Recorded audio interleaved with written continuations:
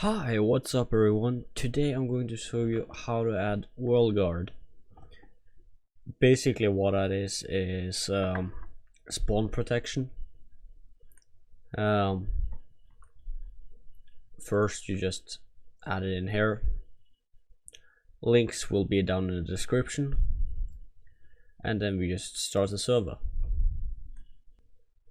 So once you started the server and hopped into Minecraft, all we really need to do here is just check that it's working, and then we can stop the server.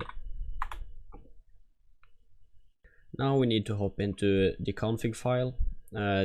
This basically just what worlds you have. You have your own config for every world, but it's not really anything to pay attention to.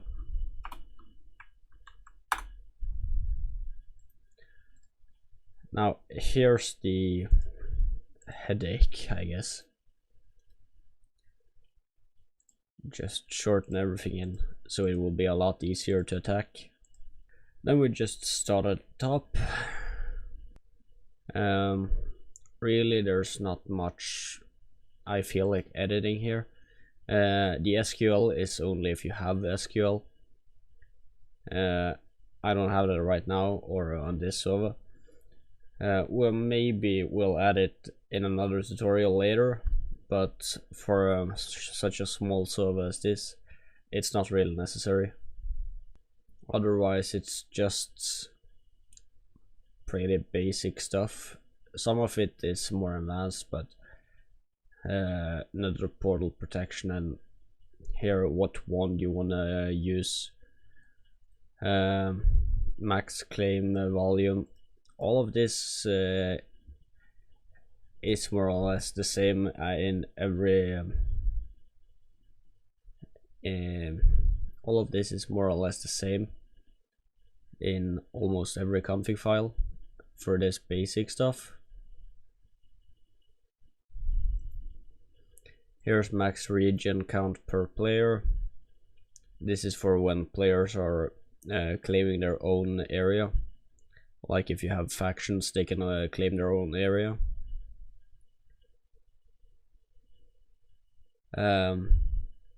So then you need to set it up for factions.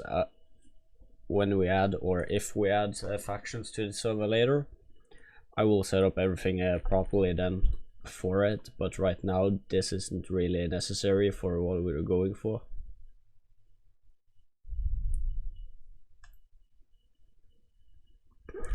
This is if you're invincible within that particular area. Security, D-up everyone on join. Really it's depending. If you OP a lot of people, it could be nice to have this one, but if you have a few moderators that you actually trust, this isn't really necessary.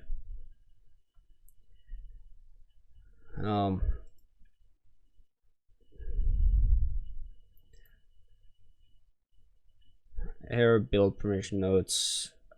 I don't have any point in editing this. This is more advanced stuff, or I would call it advanced.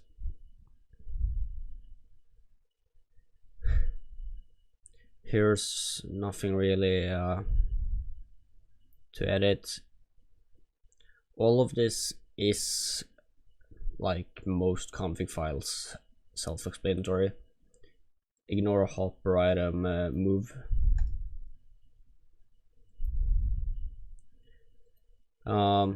Protection, item durability, disable XP orb drops, disable obsidian generators. You can set this to true and obsidian generators won't work within this area. It's pretty simple stuff. I will leave a link down also for the wiki for this, because I don't have all the answers for this. So when you meet a problem, it's a lot easier to just look it up in the wiki. because that have all the answers for this particular plugin. Here's if you would like to block any potions, like within those areas you're not allowed to use poison, for example. Simulation isn't really something I need to look at. I'll just take this open again. It's a lot easier. Disable health regen could be nice in a PvP server, because then you don't want people to destroy blocks, but you would maybe want them to not regen health. I don't know. Depends on what kind of PvP you want, or if this could be useful anytime. Physics. This is if you want to edit the physics of like sand and gravel.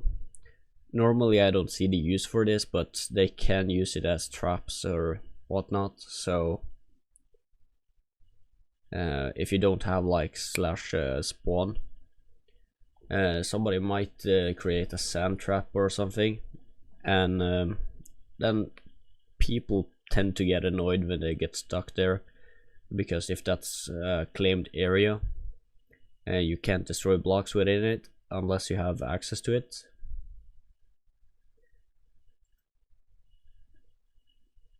Here are just for TNT, here's just for TNT damage, so you can do damage control. Here's if fire spreads and all with fire. All of these headlines also explain kind of what you're looking for.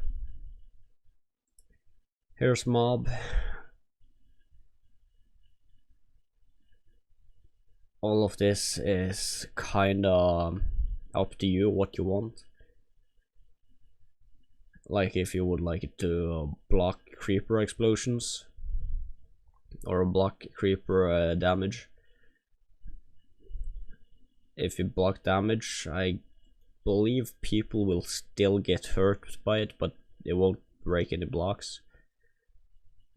So again, in a PvP server, might be useful. Not really much to do here, I guess. Block zombie door destruction could be nice in a survival server. Here's all the player damage.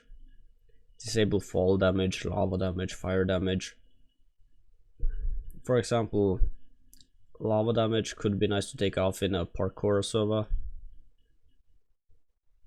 Drowning damage, if I don't see the use for that. Disable void damage. There's a lot of stuff you can do with this, and it really depends on what type of server you're going for. But as of right now, I don't see the need to edit any of these. Chest protection. You can have chest protection on or off, depends on what you like. Crops. If players or creatures are able to destroy crops, if you set it to true, they cannot destroy crops. Here's if you would like to disable third leg trampling. Here's if you would like to control the weather a bit more, like disable thunderstorms perhaps, or always raining, or always thundering if you would like to set a certain mood. Here again, some of the more fundamentals of the game. If you would like to disable snow melting, for example, or mycelium spread. This right here, I don't mess with this. This is more or less just the logging of files and whitelisting. And this is basically my quick guide through the configs.